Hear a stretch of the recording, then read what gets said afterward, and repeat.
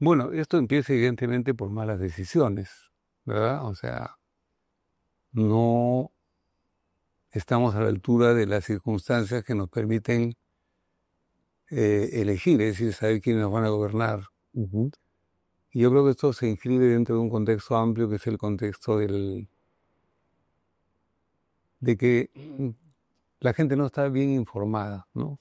Esto en el sentido más amplio, o sea, el sistema educativo peruano ha fracasado, está en una crisis cada vez más profunda y así vamos. Entonces, claro, si la gente no está informada, si no está bien informada, si no conoce los antecedentes de las personas que se presentan, difícilmente puede escoger bien. Y yo creo que ese es el problema principal, ¿no?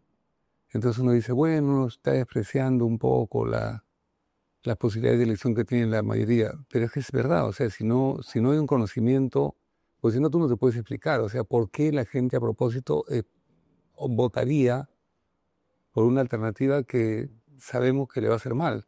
Nadie tiene ese nivel de masoquismo, digamos, ¿no? Ujú, Pero claro. acá lo que hay que ver es cuál es la causa profunda, y la causa profunda es que no hay el conocimiento suficiente, y por eso que muchas veces las personas son más conocidas, simplemente por el hecho de ser conocido, la gente vota por ellos, ¿no? Entonces acá se escoge más por mientras más conocido eres, o te odio o me caes bien y entonces por eso voto. Y bueno, la consecuencia es que tenemos un país potencialmente muy fuerte, en el sentido de que es un país rico en la potencialidad y pobre en la realidad. O sea, creo que Perú con una clase política distinta en estos últimos 20 años, con todas las ventajas que te ha dado el mundo, el mundo de los negocios, el mundo de las exportaciones, etcétera, etcétera, Perú debería estar en un nivel muchísimo más alto. Pero bueno, tenemos la clase política que el propio país elige, o sea, no le podemos echar la culpa a nadie más.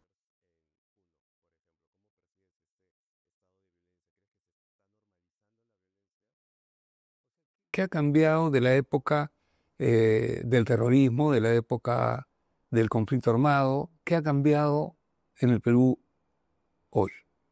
Y podemos decir, no, no ha cambiado nada. O sea, los niveles de falta de oportunidades, de pobreza, etcétera, siguen siendo las mismas. Entonces, ¿por qué no esperar que pueda ocurrir nuevamente un fenómeno, a lo mejor no exactamente como el que ocurrió, pero sí que haya descontento y sobre todo que haya la polarización que hay en este momento, ¿no? Es un país muy polarizado, hay mucho odio entre unos y otros. Entonces, lo que ocurre es, una de las cosas que podemos visualmente ver es lo que ha pasado, por ejemplo, con este candidato que fue a Puno.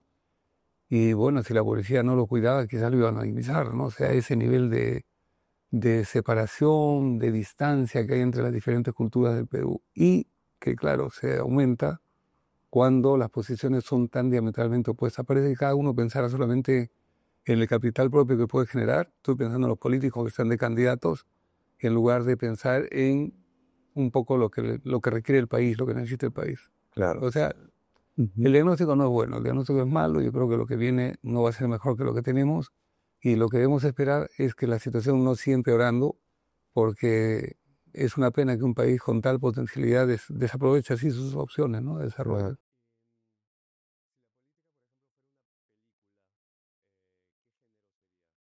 Se puede hacer por un lado una película dramática, un drama. Yo hice una película ya sobre el tema que se llama Ojos que no ven, es una película sobre la corrupción en el Perú. Ujú. Se hizo en el año 2002 cuando esto recién empezaba a salir a flote, digamos, ¿no? El tema de la corrupción, que es uno de los grandes temas, ¿no? Pero también se puede hacer una película de humor negro, claro, con un cierto grado de cinismo, porque burlarse de lo que pasa hoy en el Perú, en el fondo no deja de ser doloroso, pero el humor negro sirve muchas veces también para ese tipo de retrato, ¿no? Tal vez una comedia de humor negro eh, podría ser una opción de retratar el momento.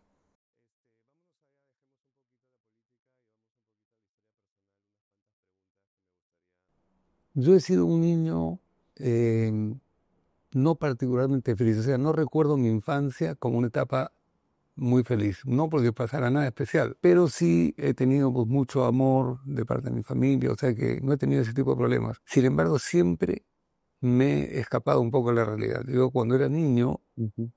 iba al cine desde que tenía 7 8 años, y como tal era una ciudad muy pequeñita, muy tranquila, muy silenciosa, muy segura, mi madre se sentía más tranquila viéndome sentado en una butaca en el cine que estar jugando en la calle juguito, etcétera. Entonces yo me he pasado desde los 8, 7, 8 años hasta que me vine a Lima, hasta los 14 años, me he pasado viendo películas. Entonces, claro, estaba como diseñado para que en algún momento terminara de alguna forma metido en el mundo del cine. Yo veía las películas, me acuerdo cuando era muy chico, y cuando pasaban las letras del final, los títulos de crédito, yo quería ver mi nombre, y yo quería pertenecer a ese mundo de alguna manera, ¿no?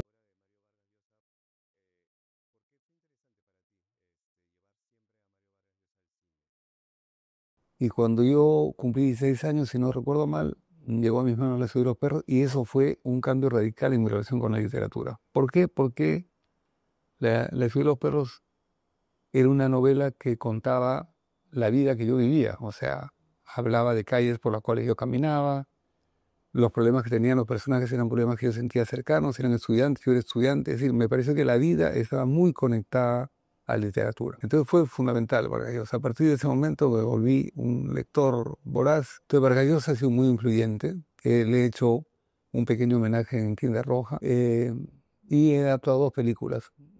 ¿Por qué las he adaptado? La ciudad de los perros por una razón muy concreta, que es la novela que me marcó y que yo sentía más cercana. Es decir, contaba cosas que yo sentía que yo podía haber vivido y al ser una novela tan influyente en mi vida, era un sueño poderla llevar adelante, ¿no? En cambio, Pantaleón y las licitadoras es una novela que yo nunca quise adaptar. Entonces, la tomé como un encargo porque me dieron unas condiciones de producción eh, muy poco habituales, ¿no? Con un presupuesto muy alto, con mucha libertad para hacer lo que yo quisiera, para hacer la adaptación que a mí me pareciera hacer. Tuve todas las condiciones, a pesar de que me negué durante más de un año Ujú. de aceptar la invitación a hacerla, y al final terminé aceptándola.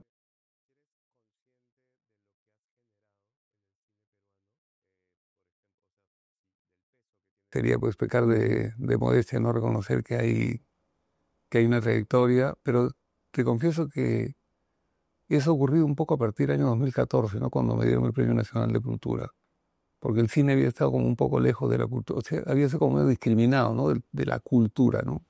El cine poco considerado como una especie de entretenimiento, de diversión, ¿no? Y en 2014, cuando gano el Premio Nacional de Cultura, lo gano yo, pero yo siento que es además un reconocimiento al cine, ¿no? Y en ese sentido, como yo era en ese momento como un referente del cine peruano, sí lo sentí como un reconocimiento para mí, para el cine. Pero en los últimos tiempos, a partir de ahí, sí he sentido, digamos, mucho reconocimiento.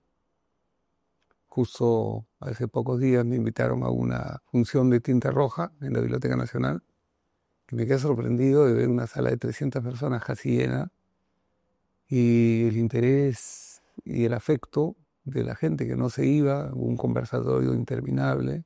Y en esos días efectivamente he sentido un poco eso, ¿no? Que hay mucho reconocimiento de mi trayectoria.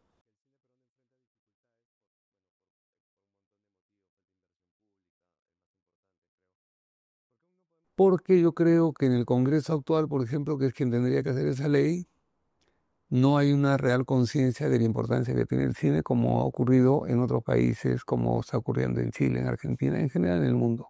En el mundo, los diferentes gobiernos han tomado la iniciativa de apoyar a su cine nacional. En todos los países del mundo, bueno, salvo alguna excepción, hay políticas culturales que ayudan al cine, porque el cine por sí solo, el cine nacional, no puede sostenerse, no puede generar una industria porque la competencia que tiene del, del mercado internacional, especialmente el cine norteamericano, hace imposible que pueda sostenerse solamente con las recaudaciones de los cines. Entonces, Ujú. siempre se le da una mano, ¿no? Hay desde los países que dan ayudas muy grandes como Francia, que está todo el cine prácticamente subsidiado, por eso que Francia tiene una industria muy potente, hasta países que tienen poco como Perú, ¿no? Acá nosotros tenemos una cierta ayuda, normalmente unas cuantas películas se pueden financiar parcialmente con la ayuda del Estado, pero son muy pocas, porque acá para largometrajes solamente se presentan cada año 100 proyectos y solamente Y es pueden mucho. ser 10 o, Ujú. sí, o algo así.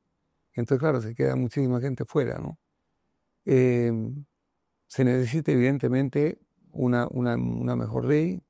Mientras eso no ocurra, va a haber dos cosas, ¿no? Por un lado, películas más o menos de autor o que quieren ser vehículos de expresión personal o que no son simplemente películas de entretenimiento, por un lado, que no va a haber nadie o que va a tener poquísima recaudación o poquísima comunicación con el espectador, como está ocurriendo con muchas películas que dan 5.000 personas, 2.000 personas, 10.000 personas. O sea, el cine es un fenómeno masivo, es un fenómeno popular. Entonces, claro, hacer una película para que la vea tan poca gente pierde un poco su sentido, ¿no? Y por otro lado, se va a generar mucho cine comercial, o sea, cine de comedias, cine de puro entretenimiento, que tendrá también sus límites, ¿no? Hemos visto muchas de estas películas que han sido también un fracaso en taquilla, pero hay otras que les ha ido bien. Entonces, yo creo que para poder generar, digamos, un cierto grado de industria, necesitaríamos que las dos fuentes convivan, ¿no? Por un lado, un cine más comercial, más de entretenimiento,